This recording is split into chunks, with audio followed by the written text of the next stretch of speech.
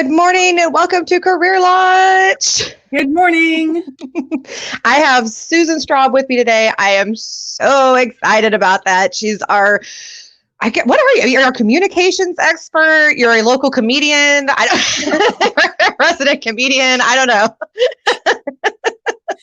I do tend to get a little bit of humor in there where I can. So yeah. You do. I know. I love it. Do we have any signs today to go with any of our guests, or was that just for Foster? That was just for Foster.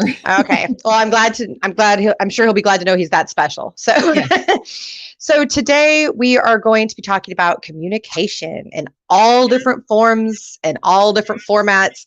We have some really great guests coming on today. In fact, some of them are already in the wings. We have Andy Cook coming on, LeVar Bennett, our beloved Michaela McCord, who's on every single episode with us, Stacey Hollowell, Jeff Martin, and last but certainly not least, the one, the only Mark Elder from the Who You Know Job Networking Show.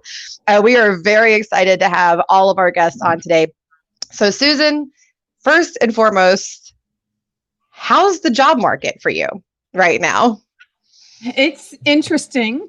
I saw about a month ago, it really picking up for jobs in my level, director, senior director, and all that. So I see that picking up, but I'm starting to see those levels of jobs starting to slow down again. I think people are concerned about the election.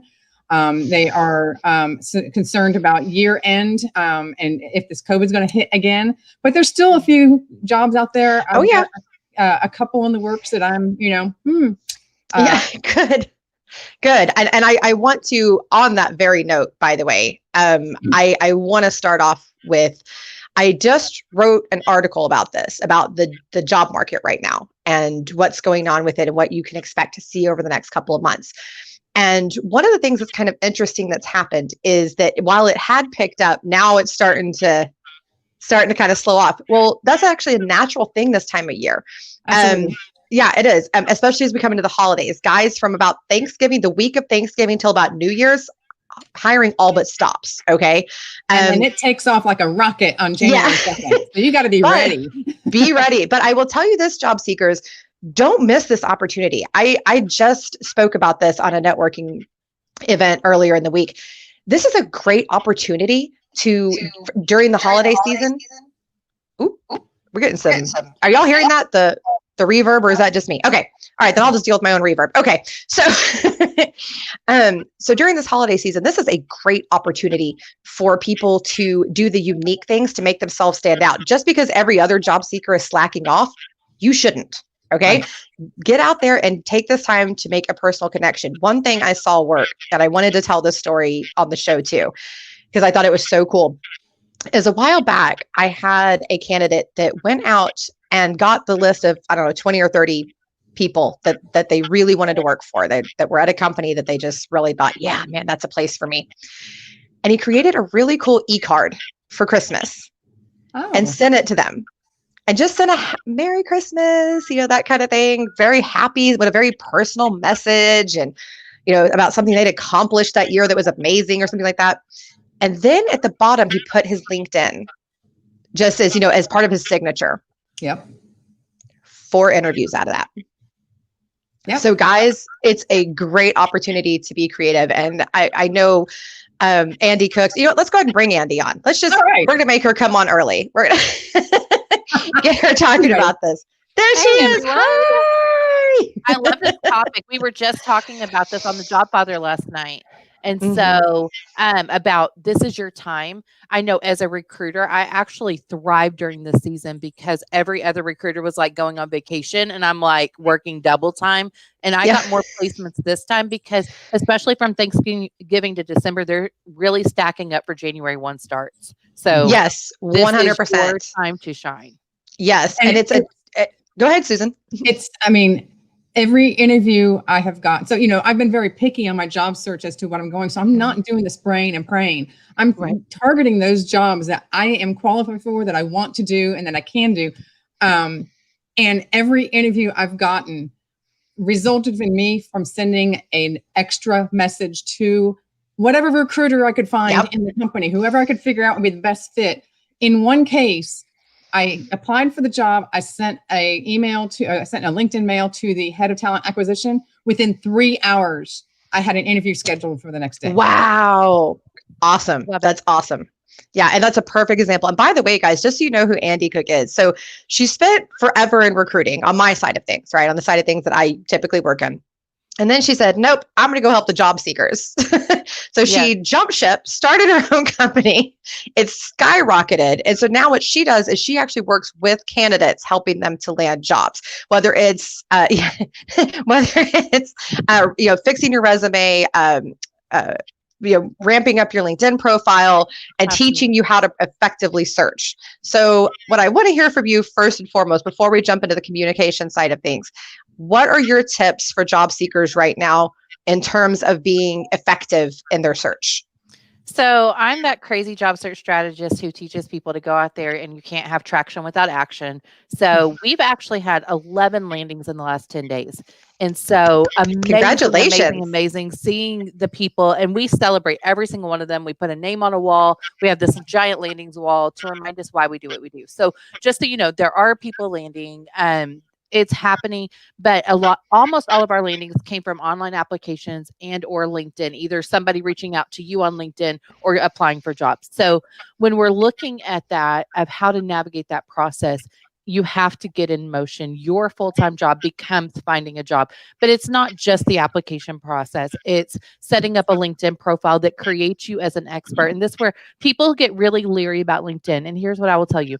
I'm not trying to make you an influencer. Your LinkedIn should be supporting evidence for your resume that it's an extension of your experience, that when I go there, I'm like, oh, this person knows what they're talking about. I see them posting content that is about industry trends, and look at their comments on other people's posts. Look how motivational they are. There's all these great things that we have at our disposal. So when you combine a powerful resume using branding language that represents who you are, then it results in landing jobs, because nobody wants to be catfished, right? So if you have language on your resume that's not in your voice, meaning somebody wrote your resume for you, not with you, then oftentimes when you get in front of them, it creates this kind of disconnect between what they read and who they hear. So make sure your profile and your resume is in your voice, using words that best tell your career story. So there's not this disconnect and they don't feel catfished. Also, and by the way, have guys, your prom picture from high school on your LinkedIn profile. Oh yeah, don't do that. That's so weird. Cute. Okay, you have 30 years of experience, but you have an 18-year-old on your Okay. Yes. Also, don't put sexy pictures. That's weird. It's actually not sexy, turns out. Yeah, it's not. No. No, it's not sexy. It's very creepy. Do not do that. These are what we call bathing suit parts. If your bathing suit should cover it, it shouldn't probably be part of it. It should not be in your LinkedIn. Just throwing that out there. Nope. And I will, I did want to circle back to something that you talked about making sure that your resume is in your voice. I have talked to so many people, I can't even tell you lately, that paid for a service that never even got on the phone with them to create their resume. Mm-hmm. This is how I feel about this. My facial Tourette. Man, like I am fighting this. And just because they tell you it's ATS compliant doesn't mean it is. So I really, and on that, I will do a free consult to tell you yes or no on that. But if somebody wrote your resume without your input, you are the expert on your job. You're the expert on your career. I can't tell your story without you. And so I talked to somebody yesterday. I'm like, do you really type 75 words a minute? And they're like, no, actually, I don't. I'm like, get it off your resume. They're like, oh, somebody else wrote that for me. I'm like, no. So, okay. So rule number one in communication in the job search. Okay. Don't lie. Turns out. Don't do it. You know what? Yeah. It turns out that's really dumb and ineffective. So don't do it. Okay. Do not lie in your job search. It's not effective. No coming back from that. No. And Susan, it's not necessary. Susan, I want to say, by the way, is a shining example of what you talked about posting really great content on LinkedIn that shows her expertise, that motivates other people, that is actually thought-provoking. And I do not know what a thought leader actually is. That's one of those that makes me get facial Tourette's when I see that. But Susan certainly does provoke thought. very often. So guys, if you want an example of what Andy's talking about, either connect with Andy, all right, connect with me, or connect with Susan. You'll get three very different and very valid examples of what she's talking about, okay? But because we have 3 different brands, I love that you just use that as an example. None of them are more right or wrong than the other. It's 3 different brands and 3 different intentions out there, and I love that. So yeah, yes, it's absolutely. really strong. So the next thing I want to talk about with you about, because hiring in communication and hiring is so important, and on both sides, right? Yeah. And one of the things that I preach to people is communicate value on both sides of the aisle. So from my perspective, from the recruiting perspective, what that should look like is an effective job description that is also condensed. Do not put a novel on your job description, hiring managers. Nobody's going to read that. It is highly ineffective. Don't do it. And communicate salary. Be open, be direct, talk about benefits, talk about the company culture, that type of thing. Full disclosure, give an accurate picture of the day-to-day. That type of thing is what's actually helpful. Don't say something's a requirement that's not, and don't say something is preferred that's a requirement. Right. Duh, right? Honest communication. Honest communication. On the recruiting side, you also need to be following up promptly, people. Okay. You need to be getting back, like Susan said, within 3 hours. If somebody's on LinkedIn, and recruiters, you should always be on LinkedIn. HR, you should be on LinkedIn too. Respond. Get out there with those good people. You could snatch them up, and showing enthusiasm in a candidate will land them quicker than anything else. Now, on the candidate side, let's start with you, Susan. What are some of your tips? Because you've landed some interviews pretty quickly and made it, made it pretty far in some processes. So what did you do or what did you change about your approach, whatever your advice is, to start landing those jobs more effectively, or landing those interviews more effectively? I hope that I don't come off as stalker-ish. But if there's a job that I'm really interested in, I'll do a number of things. First is I'll apply for the job. Then I will find that person on LinkedIn that I think, in some cases I have found the hiring manager. In some cases I have found the actual recruiter. And in some cases I'm not really certain who to target. So I go up the chain and I hit like the head of talent acquisition or something, or head of that department. I send them a LinkedIn mail that says, hey, I have the perfect candidate for this job, me. And I tell them why. And then I tell them, this is why I'm a great candidate. And I've already applied for the job online. And then I put my links into my website that has work samples, and to my LinkedIn. That almost always works and gets me in the door. On the other end is, once I have these interviews, I will, I do a bomb video, and I create a quick little video that just says, thank you for your time. This is what I really liked about what we talked about, and why I'm excited for to work for your company. And by the way, I've added a link right down there in the email of one of my LinkedIn posts that I think would be relevant to them. Now I have, over 60 posts that I've done since, I think, March. That are terrific. Thank you.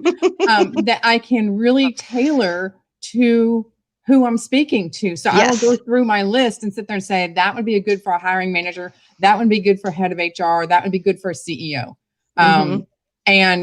I had someone say to me, and then one other thing I did for a second interview for a hiring manager, and it was actually in person. Before I left, I slid across the table my 90-day plan. Here's my 90-day plan. I like that.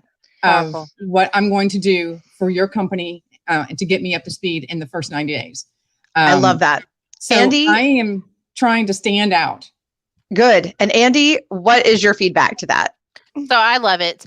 There's several things. One, recruiters are used to stalking. That's part of our job. We electronically stalk people. True story, as a recruiter, I literally, so we were recruiting somebody in a small town in East Texas where my grandfather actually lived. And I called him. I'm like, hey, do you know so-and-so? Because I'm looking for him for this niche job. And he goes, no, but call Carol at City Hall. I call Carol at City Hall and get a phone number. We're not above stalking people. So Like we use some creativeness here. So I love that you're reaching out to people. There's some, services where you can go out and find emails and I love that approach. I love that you're being proactive.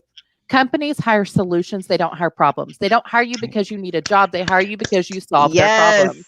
And 100%. So what you're doing when you're like, here's a 90-day plan on how I can solve your problems. This is amazing. Like that sets you apart. The other thing I think you're doing that's working is you're attaching your portfolio that has your work examples. So only 10% of companies are responding with declinations, right? So that means 90% of the time when you apply for a job, you're not going to hear feedback. So one, you have to temper that expectation. However, what you've done is you've taken yourself out of the maybe pile. So yes, no, maybe. No is the trash can. Yes is I'm going to call you. And the maybe pile is that digital black hole, meaning I need more information here. I have more questions and maybe only gets contacted if yes doesn't work. So you're putting yourself in that yes column that puts you in the top 1% of candidates. And I love that. And as a communicator, it's even more important that, because a lot of places are asking for your portfolio. Go to my link on LinkedIn that has all my writing for the past 6 months. Absolutely. 100%. And being proactive, the main thing I took away is that everything you're doing is proactive. You're not waiting for them to ask. You're not, doing the wait and see. You're just putting it out there. You're being bold. I love the video idea. That's a new thing. I had somebody do that to me for the first time, send me a video thanking me. And I thought that was so cute. And she put like all these like little cartoons on it and stuff and just made it super personal. And I thought it was so cute. And it was really something that grabbed my attention and stuck with me. I think throw a caveat in there? Yeah, do that. Okay. Here's what I will tell you about video. And people think I'm anti-video. I'm not. One, I'm not a huge fan of video for first time contact. So I like that she's using text follow up. Yes. But for follow up, I love it. And also there's two reasons I may not use a video and I would go to text. If you have a really dry personality where you have a hard time expressing emotion or passion, then sometimes video it won't play in your favor. Also, if you have communication challenges or if English is a second language, sometimes a video, again, can play against you. So just run your video by somebody who is going to give you fearless feedback about, yes, I think this is a great strategy for you. Susan has a great communication style and great personality for it. For her, I would absolutely recommend it. But there are some of my clients who I say, hey, pull back. I don't think the video is representing your best self. 100%. Yes. And again, yes, use it as Susan is for follow-up, not your initial contact. And don't do that weird voice message thing that you can do on LinkedIn now to communicate. Do not do that. It doesn't work all the time. B, not everybody knows how to use it. And C, you may have somebody like myself who has hearing problems and may have to listen to it 5 or 6 times. And then they're just irritated with you just right off the bat for doing this to them. So just send a text like Susan's doing, send an email, send a message directly. Oh, and by the way, if you don't have a connection to the person that you're trying to speak to, if you know somebody that does, if you see a mutual connection that you're comfortable reaching out to and asking for an introduction, do it. Do that because that comes off a lot better than just stalker mail, which there's nothing wrong. If that's the last resort, you do it. But otherwise, if you can get an introduction, do it.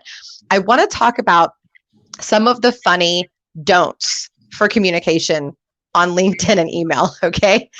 The first one, and you will hear me say this on almost every episode of the show, don't be weird. Okay? Don't be weird. Don't say and do weird things. Do not, if you don't know me. So I'm going to clarify. Okay. First of all, do not send a message that says, hello, period. That's it. Absolutely. That's actually not a full sentence. No, it's not. And it's weird. And then do not ask me how my life is going. I have literally had that happen 3 times this week. How is your life going? You don't know me. Why are you asking about my life? This is so weird. Don't do that. Random. It's so random. I had somebody ask me what the weather was like. So okay. I teach a strategy called Earn the Ask, right? And this is, please send this to every salesperson on LinkedIn. Earn the ask. So if you come out of the gate approaching me with a sales pitch, whether that whatever you're asking me for, I always look at, have you earned the right to ask me that question? right? So it's Right. almost like this bank account principle. Do you have enough deposits into our mutually beneficial relationship to make that withdrawal? And if not, you might need 100%. to participate in some of the posts that I make, or, make comments on that, engage in my activity before you just reach out and go for the kill and say, hey, I can solve all of your business problems, particularly for our, business to business sales. I literally miss important messages because I'm getting 40 to 50 spam messages a day. Yes. And I know business owners are really getting hit hard by everybody. And most often it's, hey, I can help you with your recruiting company. I'm like, I bet you can't, since I don't have one. And so yeah, I've been getting things for insurance companies. There's financial nothing planning, on my Financial planning. So we have a question real quick. So I want to get to. Speaking of weird, is it safe to mention to a potential employer that you have a stammer? Okay. My take on this, and then we'll let the other ladies answer this, is I believe whenever you have anything that could be construed as a disability, okay, like for me, I have a seizure disorder, right? So I wouldn't talk about that in an interview.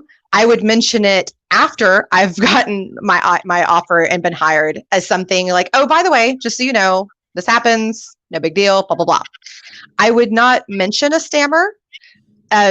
If they hear it and they ask about it, you can, answer as you feel comfortable, although they're not really supposed to ask you about it, by the way. But you can answer as you feel comfortable. But really and truly, it's not relevant. It may be for like a phone customer service job, but even then, I've had people with stammers call me and it went just fine. So there's no reason to mention it. It doesn't affect your job performance. So I would just say there's no need. What about you, Andy?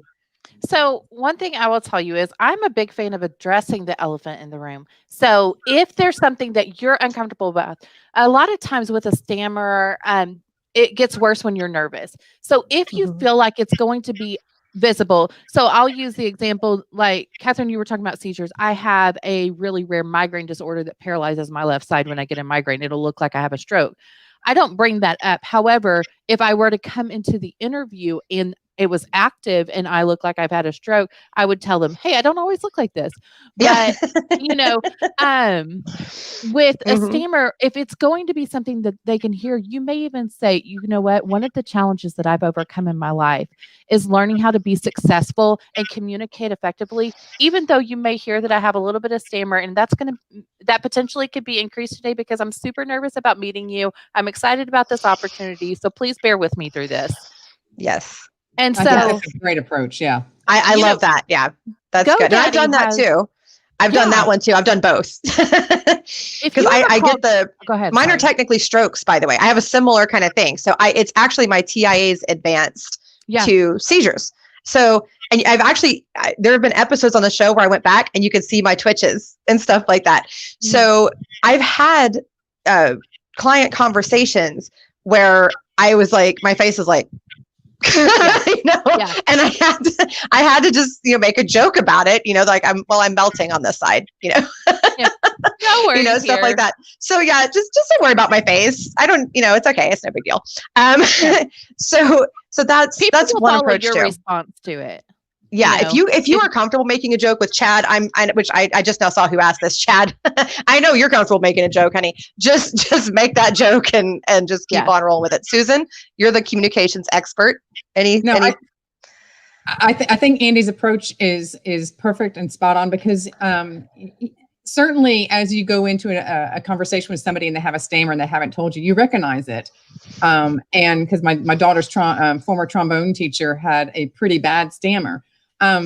But he never told us about it, but that's a different situation. I think that when you're in a situation where you could be more nervous and the stress makes it worse, to point it out in that way and how you overcame it is really fantastic.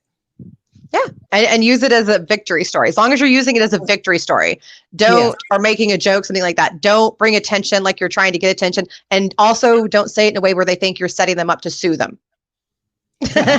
Yeah, because there are people that play that game. Trust me. Yeah. And ladies, I've been getting asked the pregnancy question a lot lately. I am very pregnant. How do I get a job? That's tough. You may have That's a noticed. tough one. Yeah, it is, because especially, I mean, if you're video, you're in luck. This time is for you, because you don't actually have to talk about that. I wouldn't stand up. But Yeah. if you're in person, again, I'm all about addressing it and saying, Mhm. you may have noticed I'm growing a human. Like, so, you know, There's no hiding it. exactly. I have every intention of working up until, you know, whatever time, whatever arrangements that you have. But notice, or on that especially, you And I'm don't committed have to coming talk back. about it. I'm committed to coming back. Absolutely. Because that's what they're really worried about, ladies. It's not so Yeah. much that little period of time right after you have the baby. It's, are you coming back? Absolutely. So, yeah. And if Yeah, there's any that's- kind of a plan that you can put together, depending on how far along you are, if there's a Yeah. plan that you can put together that say, hey, up until I leave, this is what I'm going to try to do.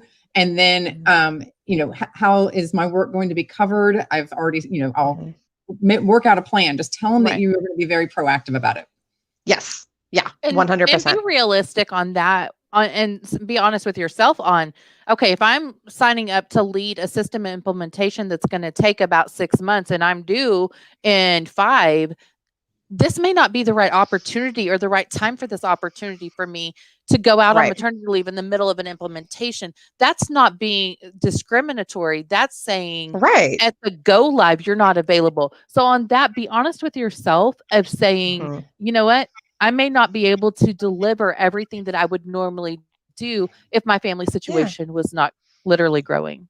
Right. And ladies, I mean, it's just part of life. You just like with anything else, you just have to make choices based on what your capabilities. For instance, with my medical stuff, which I have like, I'm like an 80-year-old person. It's a funny story. I literally had an insurance person call me one time to say that there's no way they had my age right on my life insurance form.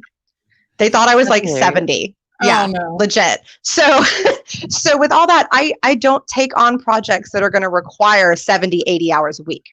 Yeah. Okay. Cause I'll end up in the hospital. So I love to work like that, side note, but I can't anymore. So just know where you're at in your life. So I have a story real quick before we get you off of here, Andy, that I want to tell. I want to get your take on it. And then we're going to get our next 2 guests on and get their take on it. This is a true story. This was told to me earlier this week by a candidate who said that he was going through the interview process. And by the way, he's over 55. Okay. He was going through the interview process. They were super excited, talking about altering the job for him. And, oh man, we have all these great plans for you. Goes through multiple stages. Gets on a Zoom call with the owner of the company, who immediately looks at him and says, wow, you've been around for a while, haven't you? They shortened the call. And basically immediately after, he got a, sorry, we're not interested. Wow. That's those faces y'all are making. That was my response. That was my response. So there's the part of me that says you don't want to work for somebody like that. Right. Well, true. So there's that part of me that says, if you're going to be that person, I want to know during the interview so that I save us both some heartache. There's the other part of me that wants to commit a felony. So I'm working through that right now. I'm processing my feelings. I'm working through this right now. But so there's a couple of reasons where age comes in that may be a legitimate concern that you could actually overcome.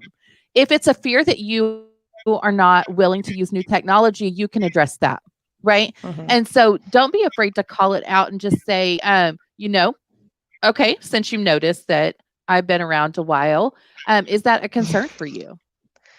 And I am all about putting people on spot, just like I end in every interview with, Catherine, do you have any reservations that I can speak to about hiring me for this role?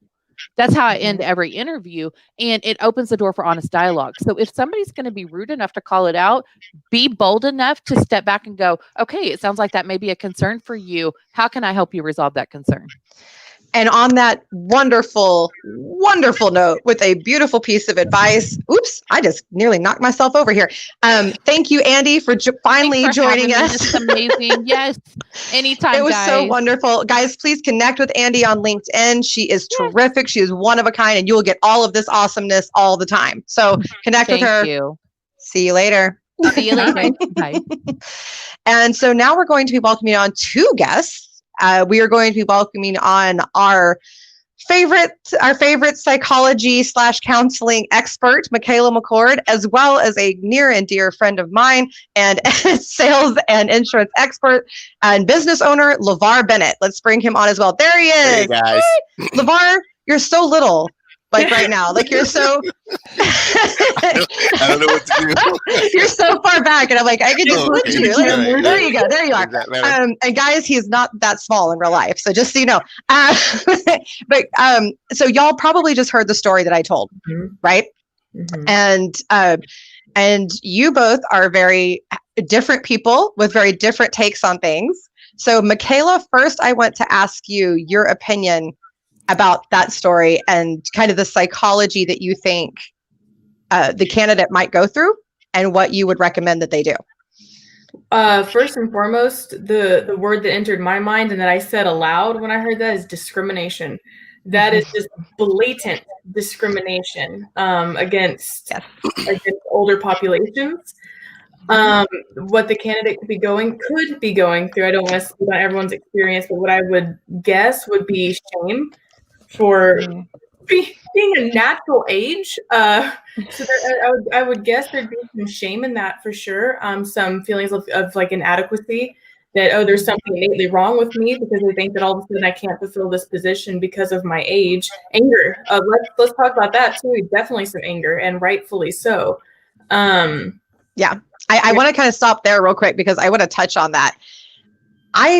Candidates go through this range of emotion, and everything you've just said is what I hear on the phone calls after these kinds of things. Like, I'm so angry, and then I'm, oh, but I didn't get the job, and why? I'm just, I can't help that I'm this age, but I can still do all of these things, and it's so frustrating for them. It's so insanely hard. LeVar, my question to you kind of on that note is,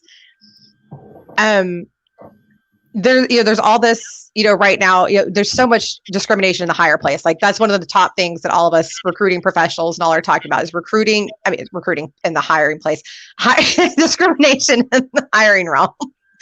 And one of my questions to you is, as a business owner, because you have your staff and you've done hiring and all that kind of thing, what should a company be basing their hiring decisions on? Skill set. Thank you. I mean, there's no long way to answer to that. It will definitely be skill set. And to be honest, I've had some weird interviews before too. But I mean, if I see a candidate of that age tender, the first thing I think is wisdom.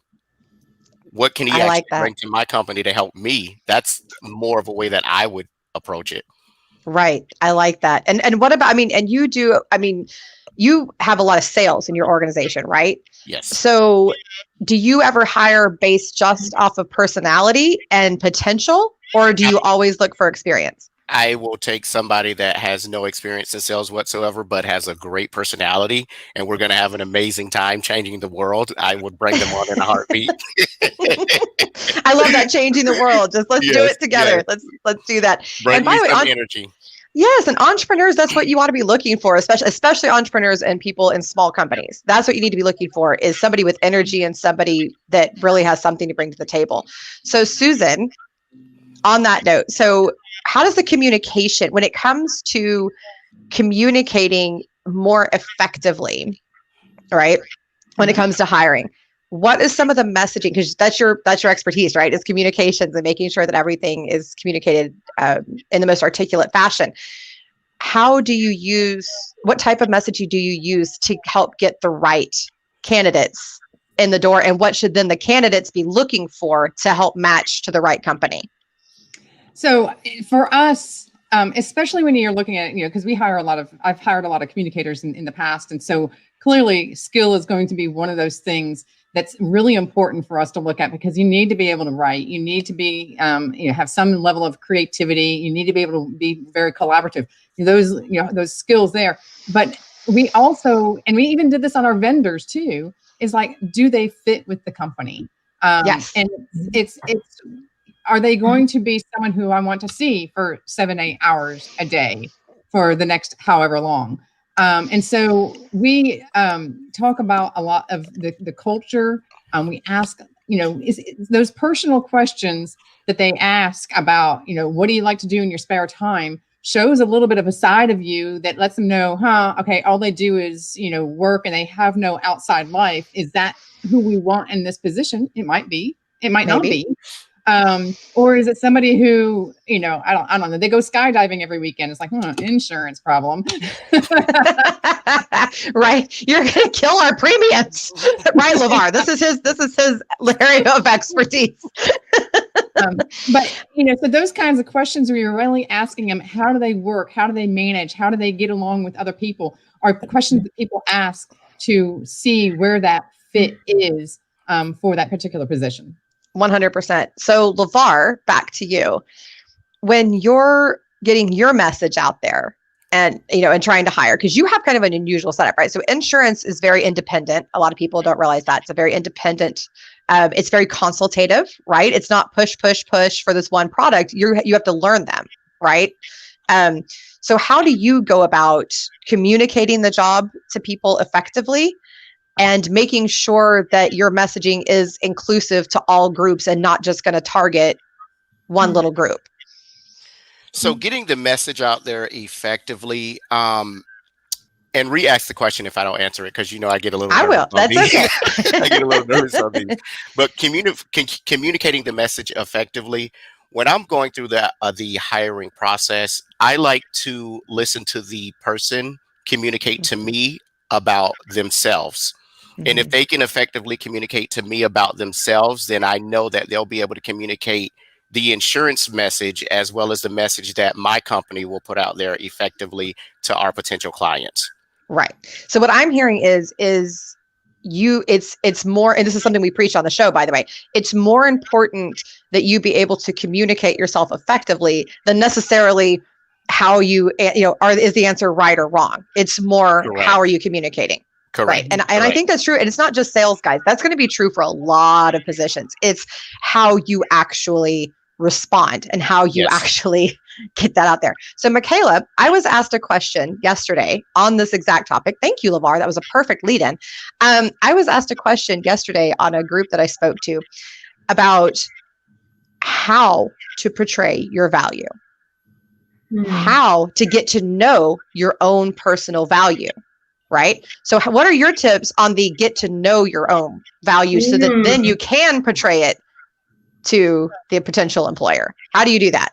Let's hear your takes. You were tugging on my heartstrings, and I think you know that. This is a very important topic to me because I'm extremely passionate about this topic. I think as a counselor, especially, it's very important to know our values to be able to then help other people find theirs. A lot of what it is giving yourself some space to find those values. We live in a society that is go, go, go, do, and not just be.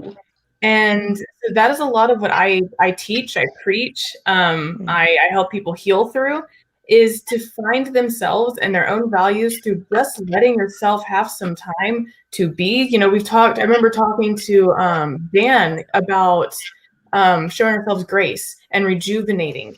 And I think that's so important to be able to come in with any way that you can find as a person to come into touch with who you are.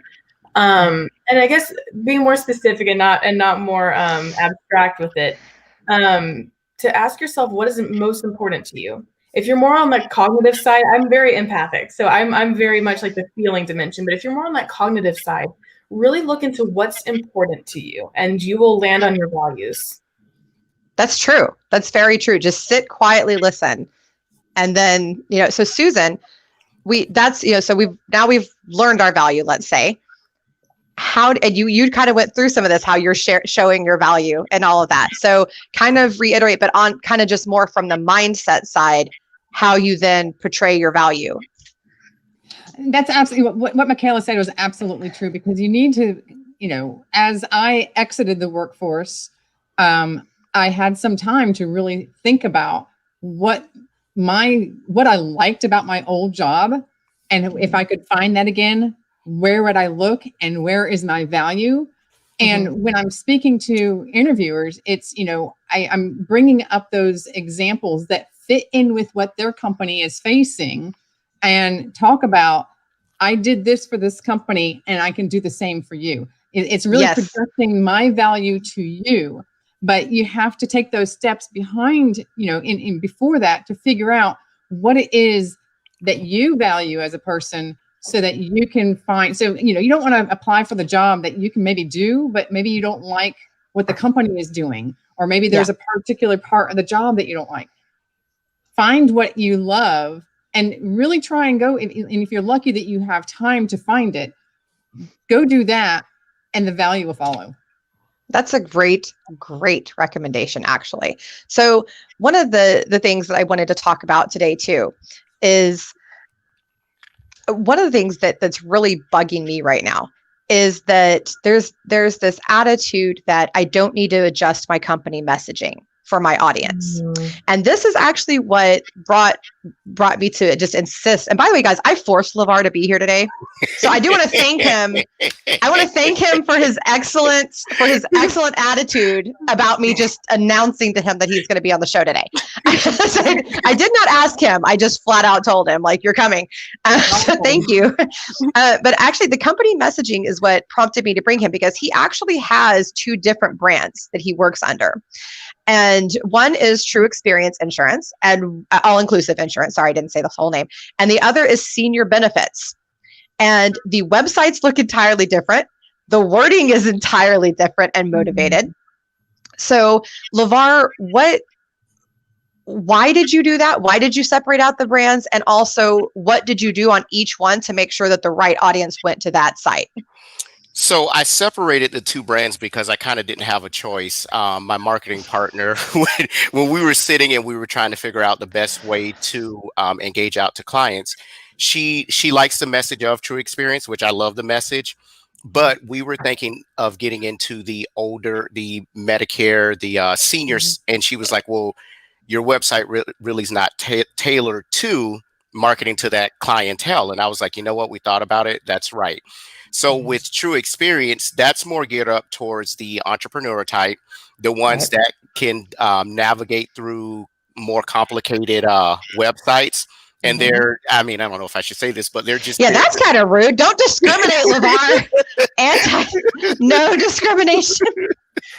It's more complicated to navigate, and it's just tailored towards like the working family, the mom, the dad, the kids in school or college or whatnot. And then the message from Senior Benefits is more of a personal interaction with the client.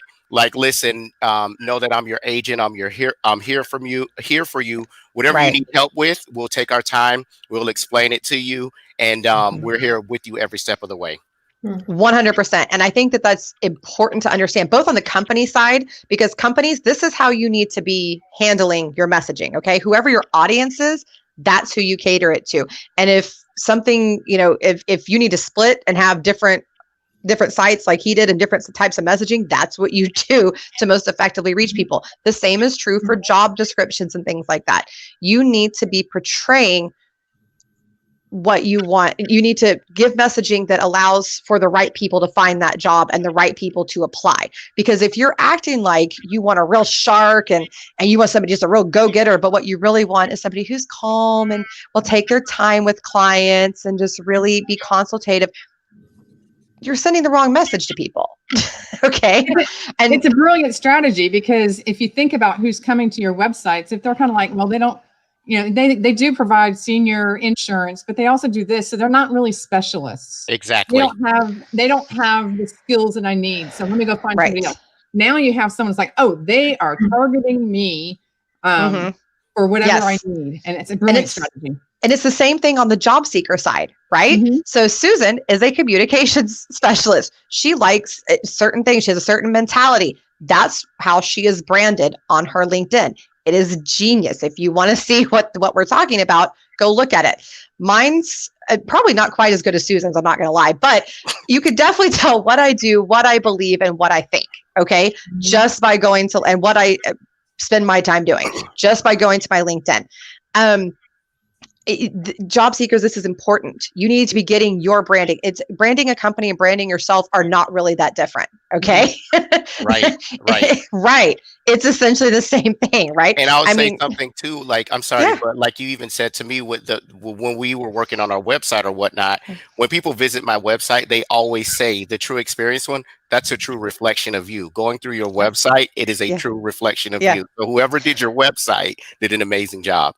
Yep. I wouldn't say amazing, but I did know you, so that made it easy. I just want to say we're actually back to values now, because instead of using those big triggering buzzwords that just, we're going to catch people's attention and use big flashy print and red, you're talking about using your own values. And that is so important in portraying who you are and communicating who you are to other people, and therefore getting the candidates that are going to best match you and your company. And like you said, Susan, your culture. Yes, 100%.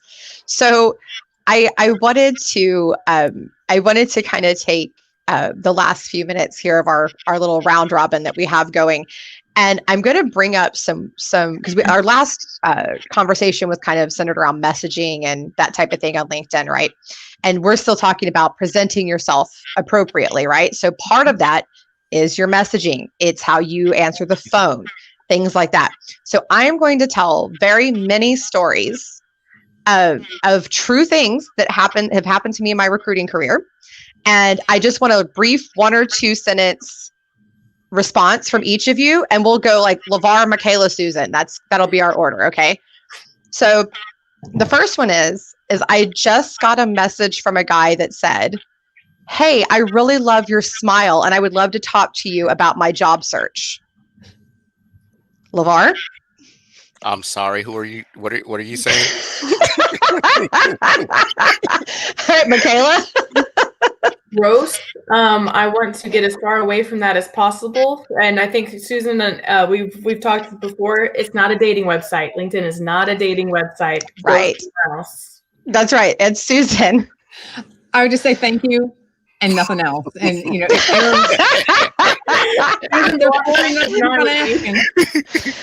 my actual response in real life was, well, that was dumb in my head.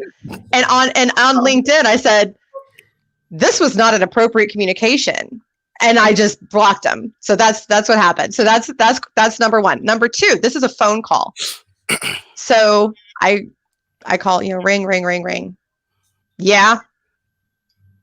Hi, this is Catherine calling from Titan Management, calling about your interview for such and such position.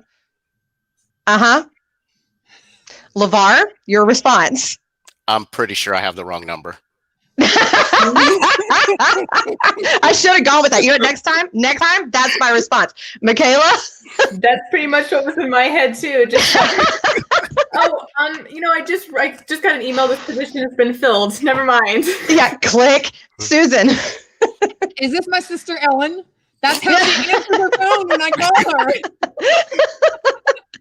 So what I actually said was, "Oh, I'm sorry, this must not be a good time for you."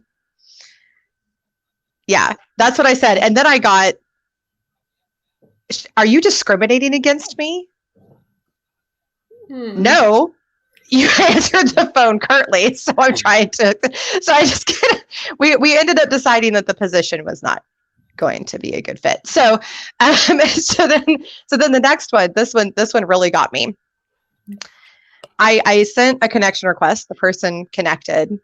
"I'm so excited to meet you. Oh my gosh, I just loved your post about this. And I just love the outfits that you wear. And I just think this is so great." Just like all the exclamation and half of it in bold. LeVar. Relax. That. Michaela.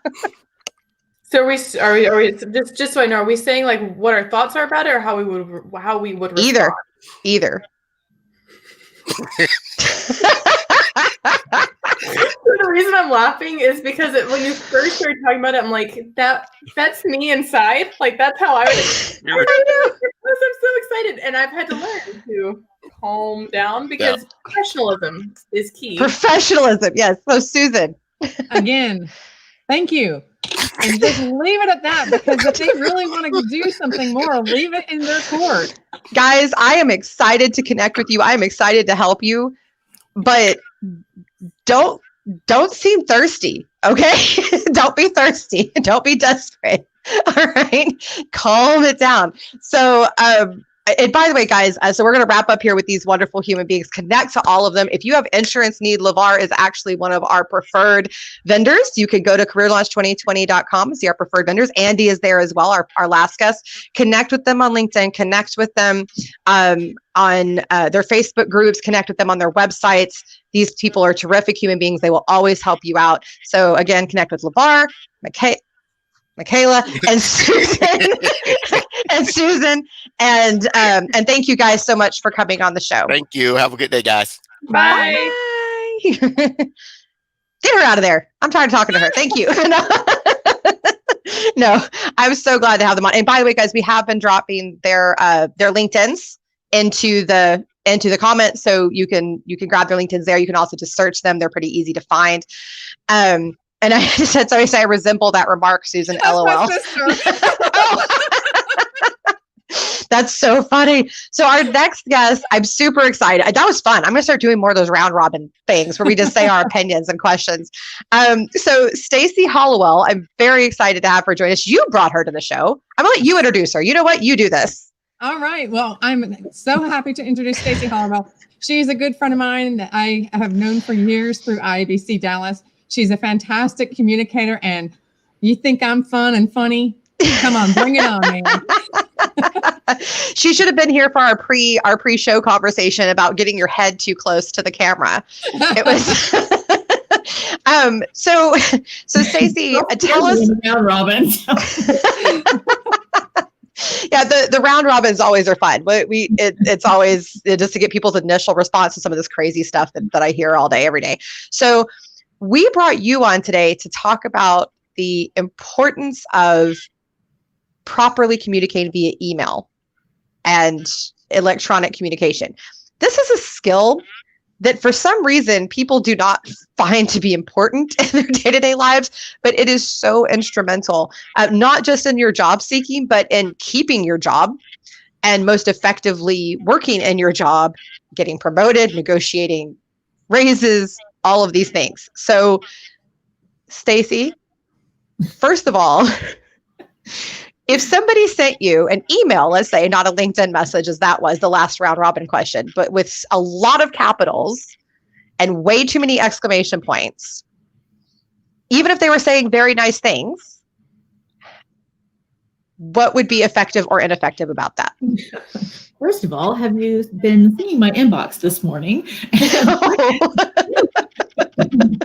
Yes, it's real. I think people forget that their email is really their extension of their brand voice, no matter what the context is. And we have our friends that we can joke with. Trust me, if IM is monitored, I'm in trouble. But in the email world, it is there for all posterity. People can forward it. And, we just have to remember that we have to be on our toes all the time. Yes.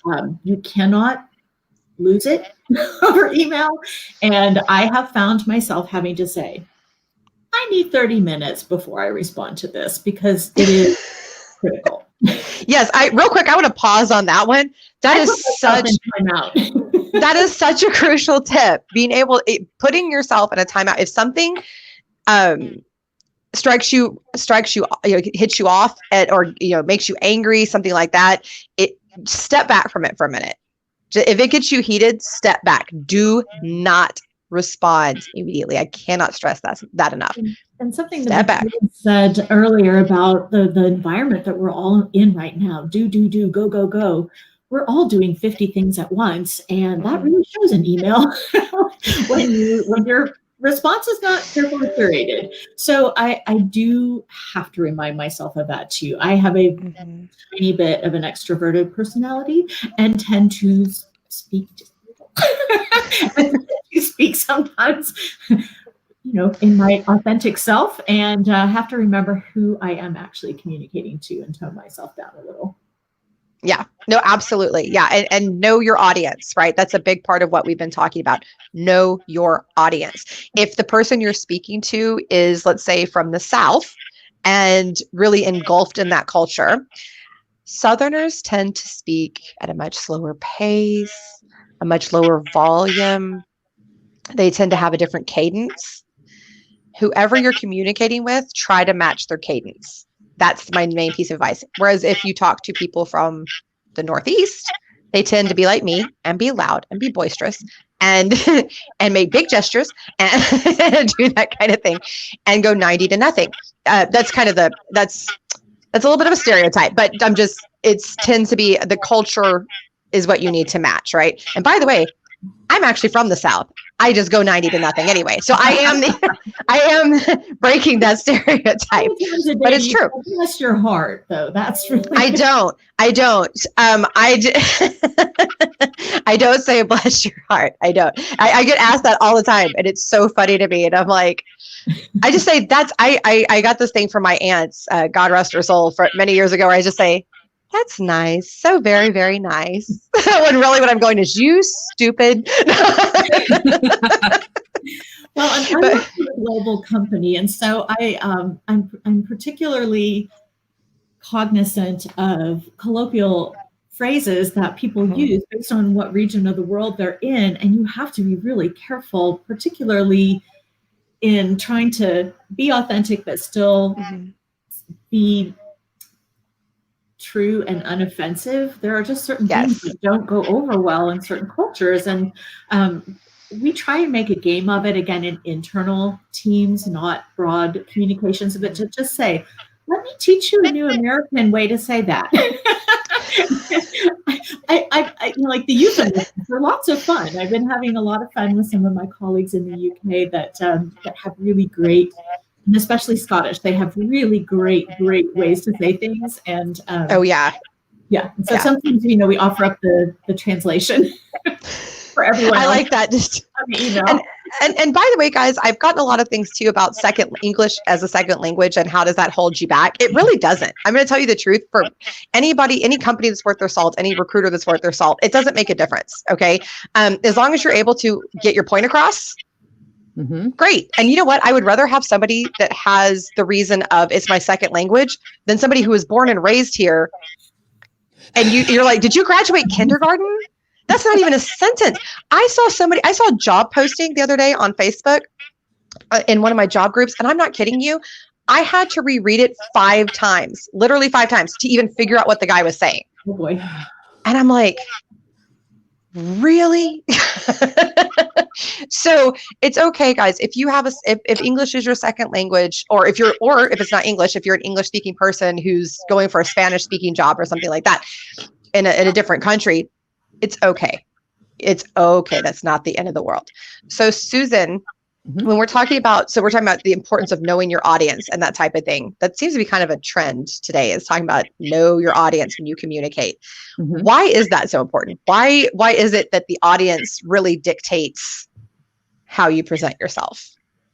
The way you present yourself to the audience, you want them to, first of all, understand what you're saying. And get, have buy-in to what you're saying. Especially if you're trying to sell them something, you want to show them what you can solve.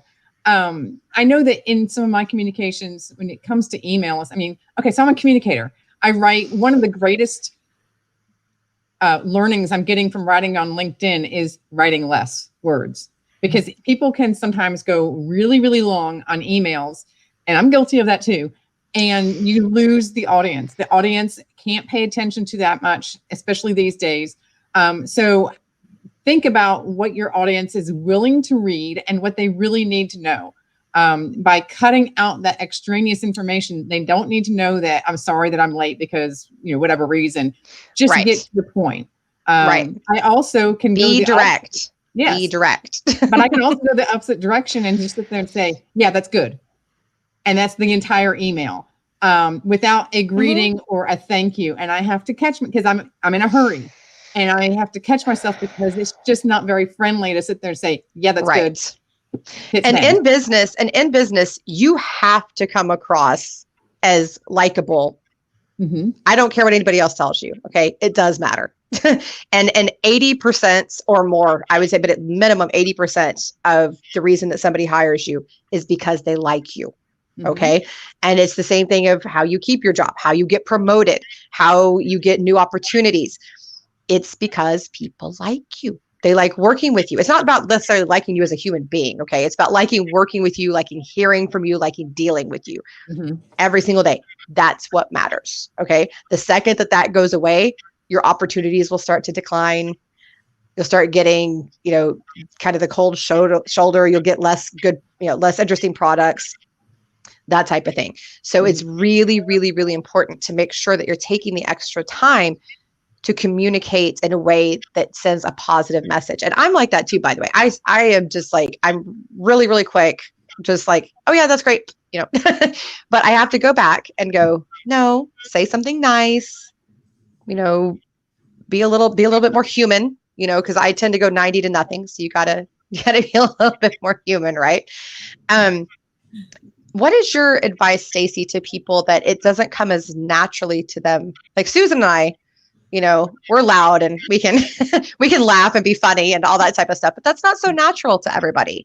So what's your advice to people that need to learn that skill of how to communicate in a way that's more endearing to hiring managers, bosses, whoever it may be?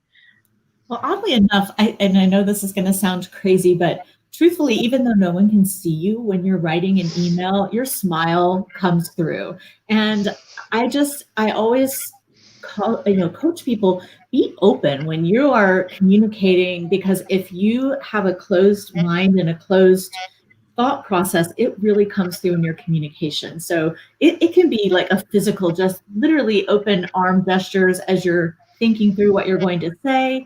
And just really picture delivering that communication verbally and make sure that your message reflects that 100%. Because people that are introverted and shy, their emails tend to sometimes reflect that. They can be shorter sentences or skip from one thing to the other without making context and relevance and tying it together.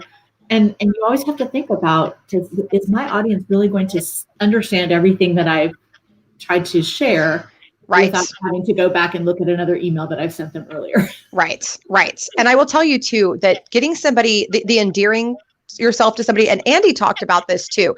Don't just message somebody, especially job seekers, but really in any situation, don't just message somebody out of the blue that you don't even know and immediately start asking favors of them. It's not a productive way to do things, right? You want to kind of make them want to do things for you. Have a conversation. Off-putting when somebody says, I looked at your profile and thought you would be the person to help me, blah, blah, blah. And it's like, and I get that every day, every single day. And I'm going, what in the world possessed you to just immediately call and go, hey, I want 30 minutes of your time. Are you going to pay for that 30 minutes? Because I want 30 minutes of my time too. Yeah, I want that too. You know what? You let me know when I have 30 minutes free, and then I will be very happy about that. So I also think it's important that, so there's been a lot of times that I've had to communicate fairly complex information to people, whether it's how to do something new or an event that's coming up. There is such great importance in organizing your email in a readable format. Like put some headlines and some subheads and break it. Don't send one long 50-line paragraph. That's break so it true. Up and shorten everything as much as you can and use subheads to draw attention to those things that you really need to know. And that goes a long way, especially when you're communicating complex information. Absolutely. Yes. And if you're selling something or if you're a job seeker pitching yourself, this applies to either group. Yep. Start by being direct about, be friendly, and that whole thing. Establish a relationship first, if you can, try to kind of say something nice about them or about their company, or even better, actually have a little bit of a back and forth with them before you do this. But when you go to pitch, be direct about what it is that you want. And I love Susan's repeat what you do. Because I actually, it's basically a flawless outline. So go back. What do you do when you do your pitch for yourself? When I'm communicating to the recruiter for a job, I find the person that is most likely to be the one that might be doing the actual recruiting. I send them an LinkedIn email, and I say, I have the perfect person for this job, me. And here's why. I've already applied online. Here's my LinkedIn link and my website link. And what that does is that gives an opportunity for them to research you and get to know you. But the most important thing that she did you hear what she said? She said, I have the perfect candidate for you. And that's so exciting. They're like, ooh, great. It's an attention getter. Yeah. And it's the same thing of, if you're selling something to somebody, it's the same concept. Get them excited. Like, what? Really? And then it's me. And I'm so great. And it's funny and it's cute and it's confident. That's the best approach. In fact, I recently, for the very first time in about 14, 15 months, responded positively to a sales message that I got on LinkedIn because it started basically that exact same way. Hey, we know you're having trouble with XYZ and we have a solution for you. Bam, right here. It was the exact same layout. Yeah, it was the exact same layout. Remember that, the way people get their email right now, whether it's through LinkedIn or whether it's through Outlook, is most people put it in preview mode. They're only going to see the first few words. They better be good and they better be compelling, because otherwise, like me, I'll be like, I'll get back to that. Yeah. Okay, bye. So real quick, I want to do a round robin with you two. Okay. And we're going to talk about some of the messaging that I've gotten recently. And I just want like a 1 or 2 sentence response and or how you would handle receiving this communication. And I'm not making this first one up. I promise you. Okay. This is a LinkedIn message. I help female entrepreneurs lose weight and get healthy. That was about my face. Stacy, what you got? I do Camp Gladiator 3 days a week. Thank you very much. Thanks for assuming that I need to lose weight. Appreciate it. Susan? Thanks for the vote of confidence, but I'm good. Yeah, that was a said. Just a little pro tip, and immediately insinuating that someone's fat is probably not the best way to start a relationship. I thought it was hilarious that I do work out and all that, but I was just going, what an odd approach. I had to tell me that every day. You don't need to reinforce it. So then the next one is, I would like to get 15 minutes of your time. Please tell me when you are free. Keep in mind, this is not the middle of a communication. This is the start and the finish. This is it. Yeah. What do you got, Susan? Block. Just straight to block. Just not even a response. Hateful. You know what, guys? We just learned Susan is secretly hateful. Now we know. Susan is hardcore. Yeah, those salespeople and vendors that would show up in the office at the receptionist desk and say, I'd like to meet with Susan. And the receptionist calls me and says, I have your guest here. It's like, I don't have a guest scheduled to get here. They just, no, tell them to go away. You want to see me? Set up a meeting and let me know what it's about. Don't waste your time. Yes. Chocolate. Yeah. Leave it. Yeah. Leave chocolate or cookies. Then I'll like you and I'll actually give you my time. And just side note, guys. Yeah. If you want time from me, I can be bribed with food. Okay. If you offer to send me food or send me a gift certificate for food, you will get my time. I promise you, I can be bribed with food. But no, absolutely. And it comes back to something that Donnie Boyven always talks about, don't just, ask for somebody's time, state why, give a reason, say, hey, don't just be general. Trevor Houston says this too. Don't just be general, state your purpose, state the why, and make sure that you don't forget to say hi. Mm-hmm. Especially if you don't even know the person. Don't just say, I want 10 minutes of your time. Who are you? Homework. I get so many messages that are asking me to give them time for something that is not in my job purview. And I know you get me to say that, so I'll tell them who. I delete them. I used to be nice and respond, I'm not the right person. But then I realized they didn't know me, and they were just fishing. Who cares? Yeah. And guys, job seekers and sales people out there trying to sell your product, listen to this. This is what is happening on the other end of your messaging. Okay. It's not attractive to just demand somebody's time or to send that or to ask them a dumb question. Don't ask a dumb question either, guys. What do you do for a living? This is LinkedIn. Look at what I do. Don't ask me a stupid question. This is not an effective approach. Please look at LinkedIn. I mean, really look at it, because I get emails all the time from vendors saying, hey, I see that you handled this at your old company. They put the company name in there. And I'm like, I found you on LinkedIn is what they usually start out with. Well, clearly you didn't find me on LinkedIn, because you'll see that company, I haven't worked there for a year. Right. So, right.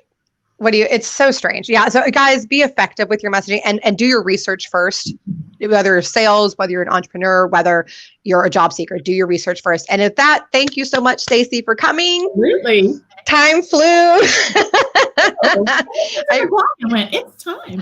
I know, it's crazy. It flies, right? But everybody connect to Stacey. We've dropped her LinkedIn. Please connect with her. She's a wonderful resource. Bye. Bye. and also connect with Susan and I. And guys, if you are looking for an opportunity, by the way, there are 2 places I will send you. I will send you to Project Help You Grow. Again, that's Project Help You Grow. You can Google it. You can do it on LinkedIn. They have all kinds of wonderful resources for job seekers, including thousands upon thousands of jobs, both nationally and internationally. And also you can go to careerlaunch2020.com and you can connect with some of these amazing people that we've had on here today, and they will help you. And again, connect with us. So our next guest, I'm super excited about. He used to work for a client of mine. He is now helping me with my marketing, because Lord knows I really needed the help. It was bad. And now he is in the job market and he's a marketing expert. So let's bring on Jeff. Hey, good morning. How are you? I'm good. How are you? Doing great, thanks. Hi, Susan. Hi, how are you doing? Doing great, thank you. God, so first of all, guys, if you go to my website, it's already looking way better. It's going to look even more better. All thanks to this guy. Wait a minute. Over there. That way. All thanks to Jeff. So if you're an entrepreneur watching or a hiring manager and you're looking for someone who does marketing communications, that type of marketing and management of marketing, that type of thing, this is your guy. He's phenomenal. He has fintech experience. He has experience working with HP. He's really wonderful. Also hire Susan, because she'll fix all your communication problems. She's really great. And she's super funny. Trust me, you want to work with her every single day. So, and we have dropped Jeff's LinkedIn in the comments. So anybody that wants to connect with him, please do. So Jeff, I want to follow up with you. I'm sure you heard some of the things we were just talking about and the weird ways that people start communication. What are some of the weird things you've seen in terms of communication while you've been going through your job hunt? What weird things have you seen from recruiters? From recruiters, I've gotten stuff in the mail from them, swag around jobs. So I want swag. Wait a minute. Whoa, whoa, back that up. That's not a bad thing. It's not a bad thing. It's a very different thing. So as part of the interview process, they put that into play. All right. I've gotten the interesting thing that's come up lately is there's been a lot of personality tests that come into play. So you fill out an application, then you get an email back and says, hey, can you go and take this personality test? And can we talk about that real quick? I hate them. What is your take on them? Well, I mean, there seriously were questions like, if you were a fruit, what kind of fruit would you be? No, stop. No. Yeah. And it's wait, what kind of fruit are you, Jeff? I need to know real quick. A grapefruit, a little sour. That is the dumbest thing. What does that have to do? And my take, by the way, on these in general, guys, first of all, they're a complete waste. They just waste the applicant's time. These people are busy just like you are. So HR people and all that, don't give people a personality test. It means you don't know how to do your job. Okay, that's what that means. Number 2, it's really a stupidity test. Are you smart enough to make sure you give all the answers we want? Mm-hmm. That's really what it is. And some of them aren't small. I mean, 21, 25 questions take you an hour and a half that you're investing into it. The biggest one I ever saw was 162 questions. Oh my goodness. Wow. That's huge. Yeah. I emailed that company and said, why are you doing this?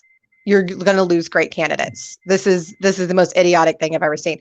And what's funny is the HR lady got back to me. She goes, I know. I've been trying to get rid of it for forever. It's terrible. And it's just impractical. Susan, are you seeing stuff like that too?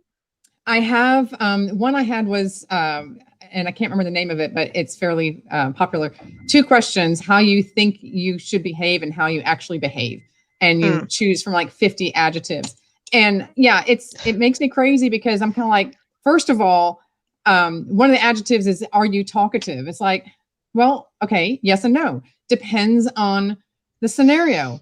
If I'm with Catherine, if I'm with friends, yeah, I'm going to talk.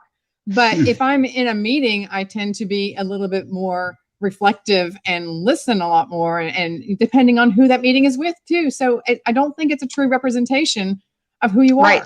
Right.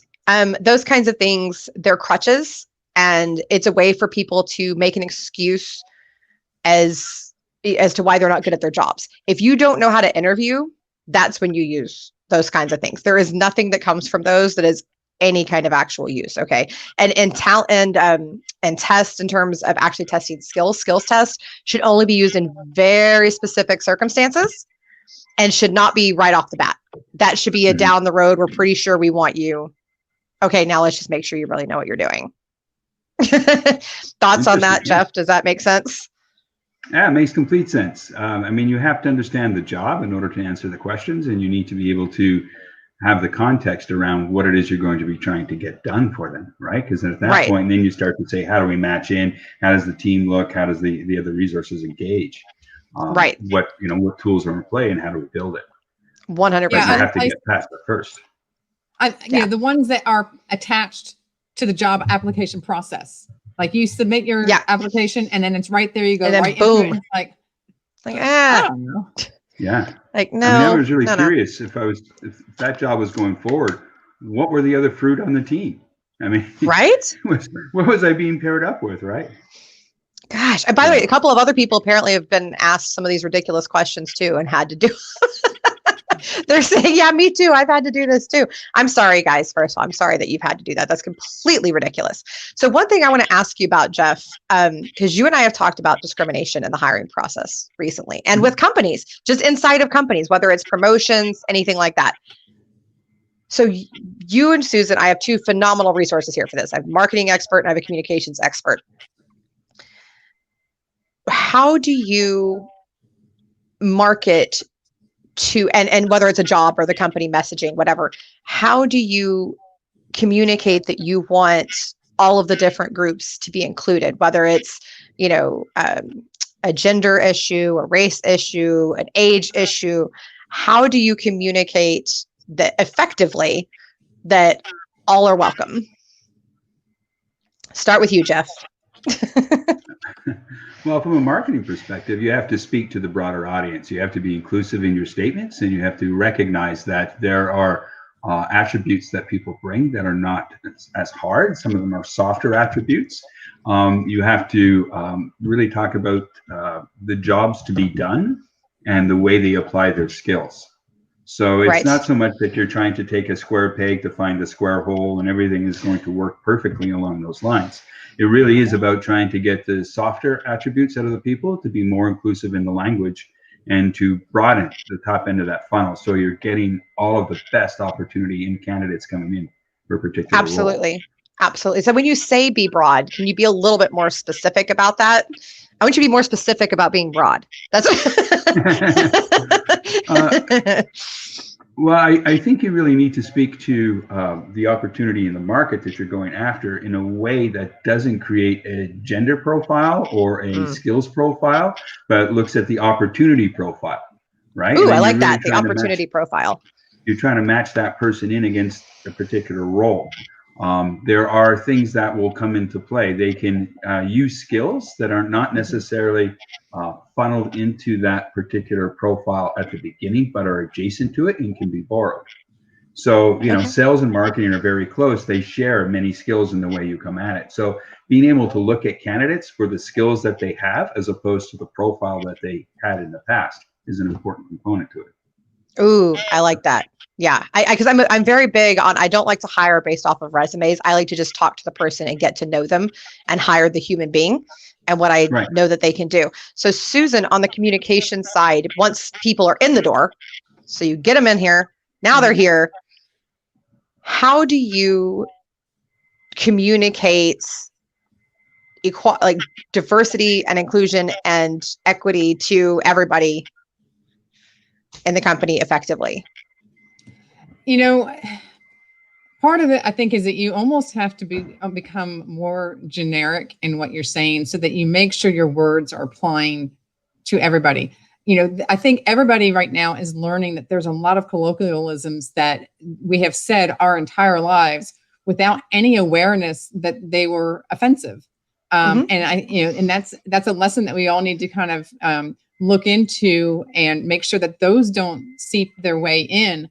But a lot of it is, ask other people who are diverse from you and in thought and experience, and make sure that what you're putting out there resonates with them as well. Get some feedback so that you can make sure your messages are on point and will be accepted the way that they want, and make everyone feel like, yeah, they're talking to me. Right. Absolutely. And I like that both of you kind of said it's about being broad, right? Mm-hmm. Don't have something already in your head. And I think that's an internal thing. Don't be narrow-minded when you're making your messaging. And even if it's not about race, gender, whatever else, age, even if it's just, I've decided this is exactly what I want to hire. I've decided this is exactly the customer I want to target, and that's all I'm going to do. Be more broad than that. Just think, what is the ultimate outcome that I want? What is the ultimate result that I want? And just do it that way. Just be very broad and very open, because you never know. I have gone into hiring for my own team and thought I knew what I wanted in my head, but I like to just, somebody comes at me, I'll give them a chance. And I ended up hiring something completely different. 100%. In fact, I did a hiring event one time, and we were hiring almost 300 people in 3 days. Ooh. Exhausting process, by the way. Yeah. Did it, by the way. And this young lady comes in. So I'm in, and it was security guards. Okay. So I'm in the mindset of security guards. That's all I'm thinking about right now. And in walks this young lady, head held high, beautifully dressed, by the way, way better than anybody else that was there that day. And sits down, is articulate, has a lot to say, has some ideas, is very funny, very insightful. She had noticed some interesting things kind of around her. And by the way, I wasn't asking a whole lot of questions because this job was not that complicated. It was just, can you pass the background check and a few other basic things. And she impressed me so much that by the end of the interview, I looked at her and I said, I'm not going to hire you to be a security guard. And she just sunk in her little chair, who looked so sad. And I said, I'm going to hire you to work on my team. And I'm going to train you how to be a recruiter, because I think you're going to kick butt. And she just, her eyes got so big. She said, oh, thank you. And she turned out to be phenomenal. One of the best hires I ever made. Great team member. And I wasn't looking for her. It was just, and she was there for a completely different job. I hate when recruiters go, oh, well, this is what's on your resume, so that's all you're good for. Right. Really, guys? Looking at the jobs to be done as a concept, and then you start to match the skills against what is needed, as opposed to the candidate's profile from what you perceive. 100%. So really, it's a more functional path in to figure out exactly, is this a match? Yes, and candidates, by the way, also learn from that story. Okay, here's a young lady who was confident, had no particular education to speak of, no experience in this. She was so impressive that I hired her for a completely different role with better pay, benefits, the whole bit. Nice. It's if you portray yourself and your value, and you show confidence and you show potential, it is amazing what can happen for you. It is absolutely amazing. So make sure that you're doing that. And if you're running a company, take a lesson from that too. Don't close off to a certain group just because you have something in your head. And don't label somebody based off of their resume, based off of their appearance. Don't do that. Just listen to them and get to know them and really have a conversation with these people. That's what I think anyway. Catherine, that reminds me of, it's the way that woman presented herself and how she came across let you see that she was really good for another role because she was someone who could learn. You have to, in the recruiting market, in the job market, you need to show that hunger. So I remember when I was very, very young, I was told years later by my boss that I stole the job from somebody else because he was more qualified than me, but I wanted it more, and I demonstrated that want in the hiring process. Good for you. Good for you. I like that. Tenacity. We're always talking about that. It's my favorite word. Tenacity. Have it. Use it. From a marketing standpoint, when you're bringing in products and services and you're trying to move a sale forward, often it would take 10, 12 or more interactions with a customer in order to start to move towards a sales motion. Right. With candidates, it's often the same thing. You've got to move through a series of discussions in order to get to the point where you're really starting to get traction and you're really starting to see the match and the opportunity. Right. And that works on both sides. So candidates, if you're going for a job and you're doing what Susan's doing and what Jeff is doing, and you're reaching out to the people and trying to communicate with them on LinkedIn or what have via email, what have you, same thing. Expect to have a conversation. Expect to have a get to know you period. Okay. And Jeff, I want to get your take on this too. So you might have heard us talking about Susan's really awesome approach to her email to recruiters and hiring managers, where she goes, "I have the perfect candidate for this role, and it's me." Which I just love that approach. It's so great. What, from a marketing standpoint, how does that help market you to potential employers? And then for employers, what should they be doing that's similar for the job seeker? For the employees, people who are on the job hunt, it's exactly the right way to go. If you're given an opportunity, an open door to communicate and to get in and express yourself, absolutely do that. When you're applying for a job and they surface the recruiter's in-mail, absolutely take an opportunity to communicate again. As I said, it takes multiple touch points, multiple engagements with that recruiter to really understand who you are as a person and who you are as that broader person with that skill set. Each of the interactions is going to expose a different element of your skill set or a different profile of your personality. All 100%. Of these things you start to go from a single bloom to a bouquet of flowers, right? And so it's a very elegant kind of motion. It gives a person a lot more reason to like you and consider you as they get to know you. 100%. So from an employee standpoint, it's critical. From an employer standpoint, you have to know who you're attracting and you have to know who you're getting as a candidate, right? So if you're putting out a particular profile, one of the things I've seen with a lot of job profiles is they start to get generic. The more, you have all the suggested editing that comes into emails and everything else now, and you start to type a word and all of a sudden it gives you a sentence and says, "Do you want that?" It's very easy to just hit the tab and say, "Yep, that's the line," and keep going, but it makes it very generic. So the more you can customize the language to talk specifically to the opportunity, the more you can talk about the personality of the person you're trying to hire. What are the attributes in order to engage with the team? It's not a solitude. A lot of the job descriptions are, you're going to do this, this, this, this, and this, but they don't talk about the environment. Who are you going to relate to? What are the softer objectives that need to come into play? So 100%. It's really important. And don't say, and by the way, people who are creating job descriptions, don't say idiotic things like, "We want someone who's driven. We want someone who's good at communications." Duh. Right. Be a little bit more specific than that. Thank you. And guys, when you're job seekers, same thing for you on your resume. This is my pet peeve. When I get to a skill section and there is something idiotic, like reliable. First of all, it's not a skill, okay? and what you should be doing is showing that, okay? Don't put that kind of thing out there. It's okay to put soft skills, but don't put idiotic things like that, okay? It's not going to help you. Be very specific and let people know. You want to be broad on the messaging when you're on the employer side and all of that, but when you're on the candidate side, you want to be very specific about who you are, what you can do, and really portray your personal value.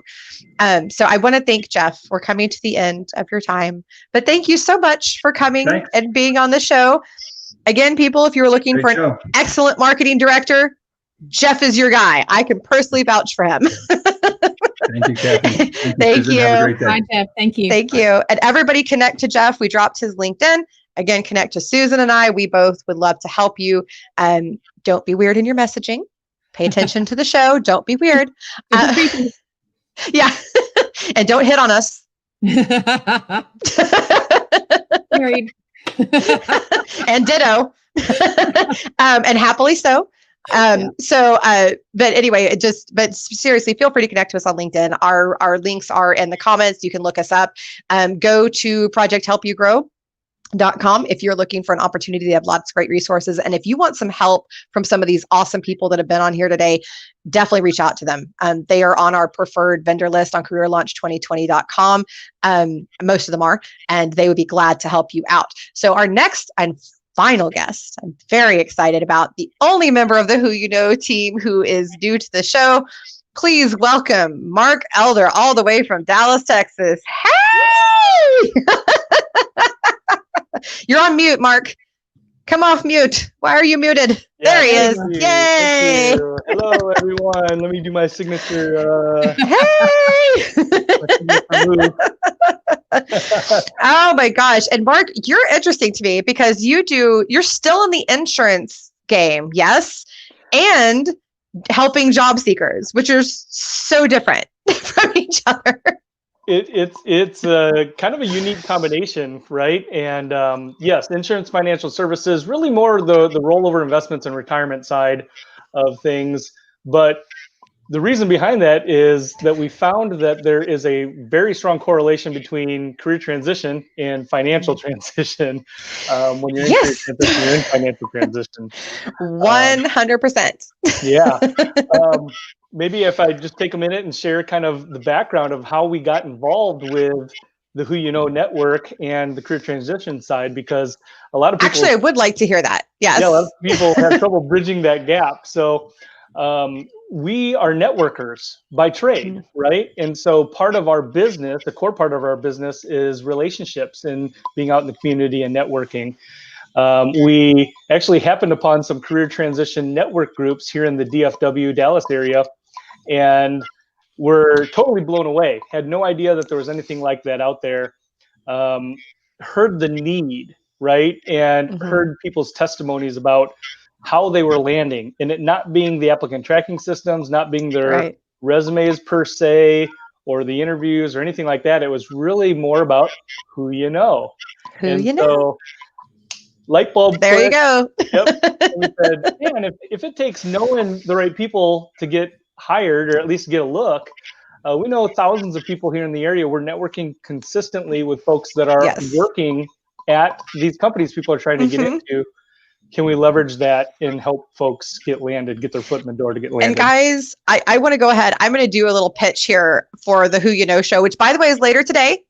And I'll let Mark tell you all about that at the end of his segment, but definitely tune in if you're a job seeker, 100%. And if you are looking for employees, if you're on the other side of that, tune in, because these guys can help connect you to some phenomenal human beings. The Who You Know show is really wonderful and unique to me because you not only provide information kind of like we do on this show, right? But you do, you actually help connect people to opportunities. Like specifically, there have been people that have been hired from like commenting on your show, like on your feed and stuff like that. And it's so interesting to me. It's such a unique way. And so that networking approach, guys, if you're wanting help with your networking, if you're wanting help with your messaging, your videos, oh my Lord, Trevor loves to talk to people about videos all day, every day. It will get on your nerves. I promise. I love him, but good Lord, if he bugs me about making a video one more time. And you've got, he is. And they will get you excited. If you're having trouble keeping your energy, those are your dudes, man. I tell people I'm on the recruiting side. They're on the job seeker helping side. Okay. That is what they do. That is their passion. Those guys will get your energy up. They will help you get in touch with the right people.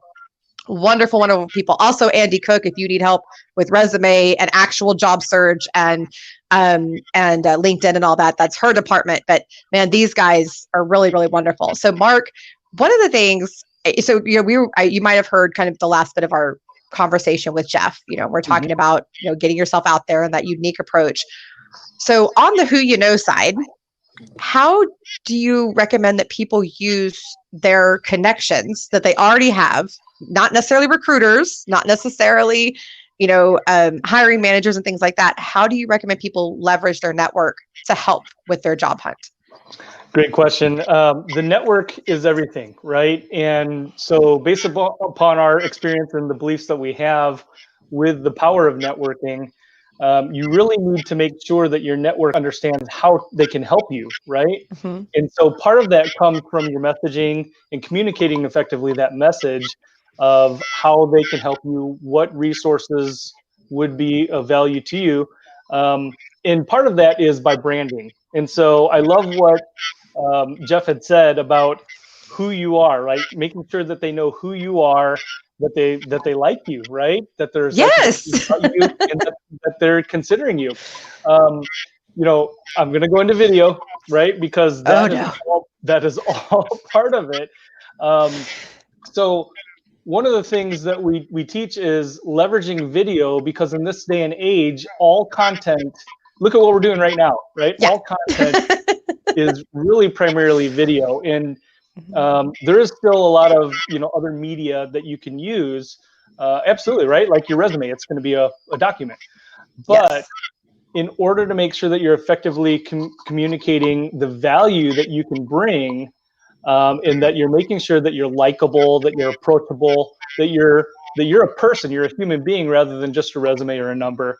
Right. Nothing better to do than video, right? To make sure that you're getting that message out. Now, in that, if you are leveraging your network, let's say you're networking, maybe it's through LinkedIn or an online channel, or maybe it's just in person, a lot of that really can translate, and it's the body language, it's all of the things put together in your message that tie in to get somebody to help you, to want to help you. So right. making I like people that. advocates.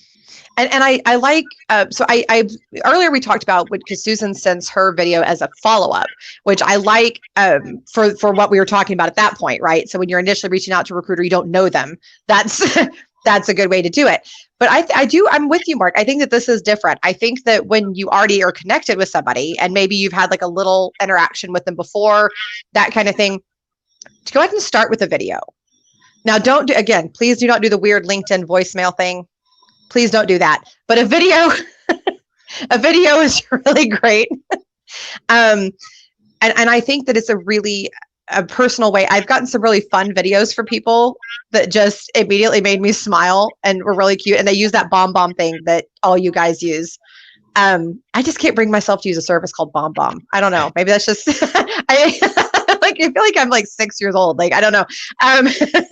But I do think that there's something really wonderful about that. And having that, I've had people send me pictures that didn't have a good video service. So that's also an option, some fun kind of like illustrations and things like that about themselves. And I had one person send me a graph about their talents, and I thought that was really cute. So I thought that was a really neat approach. So I do think those visuals and being likable, again, notice people, there's a common theme here in this communications episode, be likable. Like, okay, we always talk about everybody likes Mark. Okay. Nobody doesn't like Mark. Like, Foster and I just had this conversation. Some people, and so did Trevor and I. Like some people don't like us, the rest of us, but everybody likes Mark. Nobody ever says anything bad about Mark. He's just like the super nicest guy ever. And Susan, I don't think anybody dislikes you. I don't think anybody's been like, oh, that woman, Susan. I might be a bit much for them, but no. Right, yeah. Like I could be, I'm very loud, like, and I'm mean. So I don't mind if people don't like me. That's okay. But like, it's be likable. When I want to be likable, I'm likable. You have to be able to, even if you're an introvert and it's not natural to you to be smiley and happy and that kind of thing, you could still find a way to be likable. Okay. And that's extremely important. So another thing I wanted to kind of bring up with you, Mark, is one thing that you guys do is a lot of celebration on your show, right? And celebrating the victories. And something I've noticed is it seems like that uplifts all the job seekers, even the ones that haven't landed yet. It seems like it's just an uplifting experience. So A, why do you do it? And B, what value have you seen in surrounding yourself with positive news, like people are landing, people are doing things versus just the sad, tragic news that's on the news every day. Yeah, I love that because, look, there's a lot of times where you're in these programs, we're in these networks, it's job seekers, right? And it's a beatdown. It's a grind, a total grind. And so it's not pleasant. And Right. one of the things that we love to do is like you said, celebrate, give shout outs to people that have landed, maybe share their testimonials if they've, written in or shared that with us. Number one, I think there are some people, and we've seen this firsthand. Actually, a guest on our show, even there are some people that have been in a really bad place.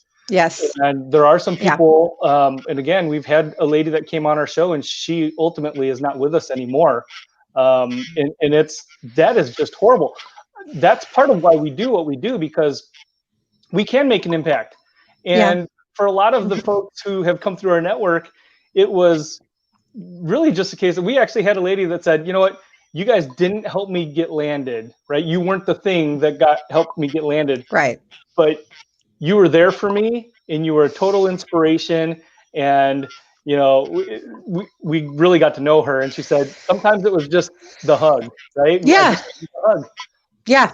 And it's so true. And I brought this up for two reasons. One, to say, find your tribe. It's invaluable, especially when you're going through something as difficult as being jobless right now in the middle of craziness with COVID and craziness politically, and everything is just in upheaval. This is a very difficult time to be jobless. It's a very unique time to be jobless. And the job market is, it's a whole other thing. I wrote an article about that. If you want to know my predictions about what's coming up for the next few months, you could check that out. But seriously, guys, it's tough right now. And so find your tribe, find people like the Who You Know show, find some networking groups, some positive, uplifting Facebook professional groups. There are some great ones out there that will really support you and that will, give you positivity. You need that right now. Okay. And what you put in, and the other reason is what you put in is what you put out. Okay. So if you're putting negativity in all day long and watching this dramatic news and watching, and reading negativity and looking at cruddy comments on Facebook and reading articles about how you're never going to get a job, guess what? You're never going to get a job. Okay. And things aren't going to get better. But if you put things in that energize you, that give you fresh ideas, that help you innovate, that help you get creative, that help elevate your energy, and people that will actually listen to you when you're having a bad day and be there for you and just hold your, kind of hold your hand, even if it's not physically. But then we'll also build you up at the end and encourage you. That's what you need. And that's what will help you get through. Susan, would you agree with that? And absolutely true. And I will attest that the Who You Know show is inspirational and uplifting. You might go in there in a really bad mood, but the guys are crazy, first of all. They are. That is a true story. If you want to laugh. Yeah.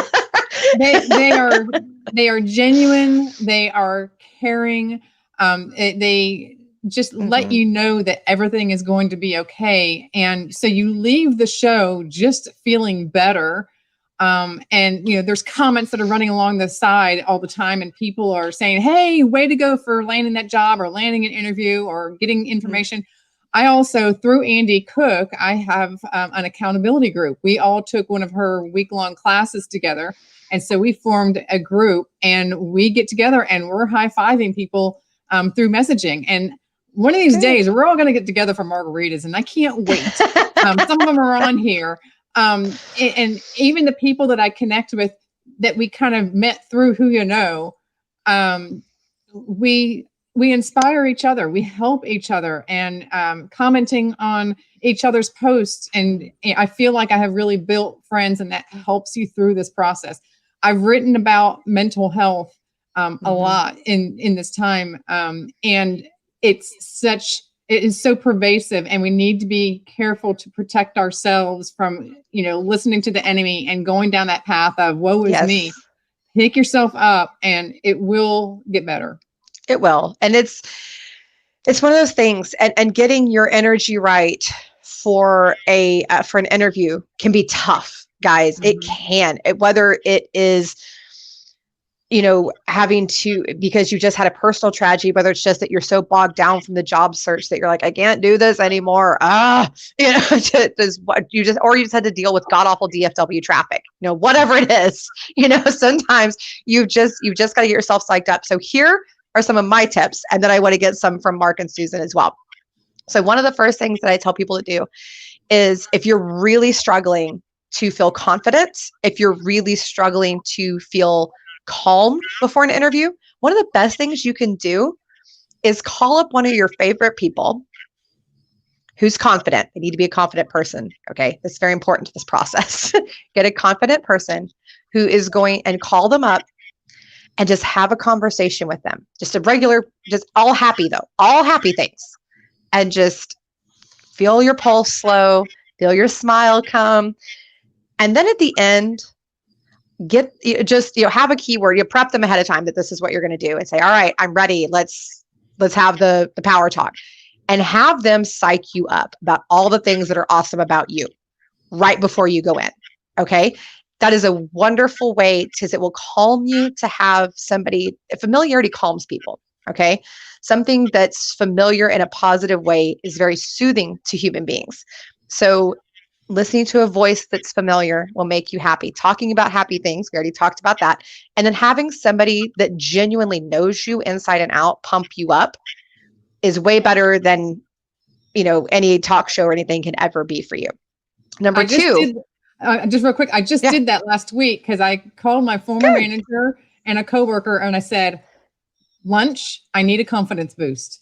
Yes. So I went to lunch the next day, and they really built me up, and I love them for that. So yes. And do it randomly like that, and do it just before the interview. I highly recommend it. Wonderful, wonderful. And also listen to music. So I have a progression when I'm on the way to like a sales meeting, which is what I do now. I don't really do interviews anymore, but do sales meetings, right? So I listen to my stuff that gets me super pumped, right? Like I'm just ready to go fight the world. Woohoo, go me, and then but then I can't go in there quite like that, right? I need to back it off a little bit. So then I just listen to things that make me happy and chill, that kind of thing, just kind of, jamming along and singing along and having a really good time. And by the time I get there, I'm in the right mental space. I feel confident. I feel pumped up, but I also am not acting like a raving lunatic anymore. And I'm a little bit more human and likable. We've talked about that. So just music is a great way. So input. That's a great way to do it. Read something that is meaningful to you right before you walk into an interview. Get your head right. That's one of the best ways to be successful before you go into an interview. Mark, what are some of your tips? On the way to the interview. On the way to the interview. Okay, so I have a tip that I'm stealing actually from one of our guests, Mr. Cameron. And if you've seen this show, you probably know I see a lot of familiar names here in the threads. But watch some videos of pandas. Yeah. Especially the sneezing one. You can't watch videos of pandas and not just chuckle and feel good, right? It's next to impossible. I love that. I definitely agree. One of the things that I do, right, because in financial services in my industry, it's sales, right? Won't beat around the bush. It's sales, and everybody has call reluctance, right, to a certain extent. So, and maybe it's even right in your search, right? You have call reluctance, I'm sure, as well. One of the things that we do and we teach is warm-up calls, right? Yes. And so like you had said, I totally agree. Make sure that you're warming up. Have a call with your folks, right? Yep. With a sibling, with your kids, your spouse, somebody who loves you and is going to take it easy on you, right? Uplift you, and make sure that you are just armed with positive energy going into the meeting. Another thing that I really like is make sure that you are writing down what you are thankful for, right? Making sure that you have a list of all of the blessings that you have, and carry that with you. Put it on your mirror. Count your have it in blessings. audio, right? Mm-hmm. And read that or listen to that whenever you're feeling, down or worrisome. You have anxiety, just read that or listen to it, and that will uplift you. 100%. 100%. So one thing too, I wanted to bring up, because we're talking a lot about on the hiring side and all that, but let's also talk about, so you get people in the door and then you've got to keep them, right? and I think, and that's a two-way street, right? People, employees need to work on keeping their jobs and employers need to work on keeping them. So Susan, right, what would you say? You've been a manager, you've, had teams and all that. What is one of the most important things that you can do to tap into your team and keep them engaged actively? In my last position, we had a team that, we worked together a long time, but you have to establish a personal connection. I know that it's business, but you need to understand, especially in the day when people are working from home, that, if kids are running in the background, you understand where that is, impacting them in their work life, or maybe that they have to leave work early to go, do transportation duty. Get to know them on a personal level as well, because it's not all business. You're there with them 70 hours a day, sometimes more. And if you're just this robot kind of going along, do you really want to hang out with them when they're just a robot? So, I think that if you can do that, get to know them, get to understand how they work, get to know how they expect you to work so y'all can work better together. It makes it a lot easier to feel connected and engaged to want to do the work. 100%. Humanity, people. Mm-hmm. That's what we're saying. Be human beings and be likable. Again, tying back into be likable. And it's not about being everybody's friend, right? If you're a manager, it's not your job to be people's friend. Okay. That's not what we're saying. That's not what we're saying. Just be a human being. For instance, Mark has very adorable children. And if something were to happen to them, I'm sure he would want to go take care of it. Yeah, hopefully it'd be minor, but I'm sure if they had a school play, maybe when they're a little bit older, he would want to go see that, right? And that's something that you should be willing to work with. As long as the work is getting done, it's okay. Everybody needs to get out of this mindset of we need to all have our butts in seats. We need to all, no, as long as the work's getting done, chill out. And job seekers, I highly recommend that you look for that type of mentality in the workforce. So Mark, it's come to the end of your time, but I got to tell you, I'm kind of upset with you. I have not gotten a dad joke on this show. And Mark is famous for his dad jokes. I feel very slighted. Is it because I waited so long to have you on the show? Is that what it is? I was saving them for the show here in a couple hours. But I do want to ask you and the audience what the daddy tomato said to his son when he was lagging behind. What do you say? Catch up. Catch up. Catch up. That's cute. A gratuitous. Oh yes, there's those beautiful babies we were talking about. Yeah, they're pretty cute. I gotta say, I'm not even a big kid person. I'm not, but they're pretty cute. Well, I think everything that we've talked about, is an ongoing message, right? And I really think that rehumanizing, right? Humanity. Yes. Rehumanizing the search is really what the need is at this point in time, and being 100%. Real, right? Like there's a lot of people who they're going through these motions as somebody else. They have their mask on. The facade. Yeah. And that is not going to ultimately be the greatest end result, because at some point in time you have to be you. And so you might as well wear the face that God gave you. And 100%. Let them like you for who you are, and make sure that they're knowing and they understand who they're getting. And 100%. You'll be happy. 100%. So real quick before we say goodbye to you, how do people watch the Who You Know show later today? Well, you have to be connected with Trevor Houston, actually. We'll drop his LinkedIn. link. We'll drop his link. I also have, if you want, I have the link to the Who You Know. It's whoyouknow.show is the URL to our webpage. And it's got all the information there too. I mean, we're on YouTube, Facebook, LinkedIn, all of the streaming. And it's at 4 p.m. Central Time? 3 p.m. Central. 3 p.m. Sorry. 4 p.m. Eastern. Yeah. And so, yeah, jump on in. We love the interaction that you guys bring. I see, again, Mark Lushington, Kathy Byfield, Andy's been on the show. You've been on the show, Susan. Yep. With you guys. So we love you all. Let us know if we can be a resource to you in connecting you with our network, helping you with, some strategies to rehumanize your search. Absolutely. And we just dropped all the links for the Who You Know show. Also, please connect with Mark if you need help with your financial planning and all that. That's your dude. He is our preferred vendor for career launch. So, so definitely connect to him. And thank you, Mark, so much. We'll be tuning in to Who You Know later. All right. Love you guys. Bye. Take care. Well, we're coming to the end of the show. Another show. Yay! And I gotta say, I love your response. Like whenever I message you, you want to do the show? Yeah. Like it's so enthusiastic. And I'm like, okay, great, let's do it. And you wake me up. Like when I can't wake up, you're like, hold on. Oh, I hate when people try to call me during the show. So I hate I when I can't wake up, you always wake me up, which I love. I really love it. So thank you, by the way, absolutely. for joining me today.